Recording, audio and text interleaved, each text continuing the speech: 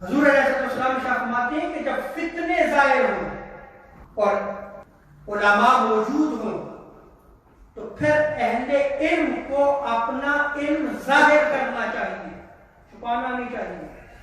کیوں؟ اس لیے کہ اگر وہ ایسا نہ کرے اور اپنے علم کو ظاہر نہ کرے، حضور فرماتے ہیں فَمَن لَمْ يَفْعَلْ ذَلِكَ فَعَلَيْهِ لَعْنَةُ اللَّهِ وَالْمَلَائِكَةِ وَالنَّاسِ أَجْمَعِينَ کہ اس عالم کو چاہیے تھا کہ وہ اپنا علم ظاہر کرے، لوگوں کی وجہ سے اپنے علم کو چھپائے نہ کہ لوگ کیا کہیں گے، نہیں، اب اس کو چاہیے کہ وہ ظاہر کرے۔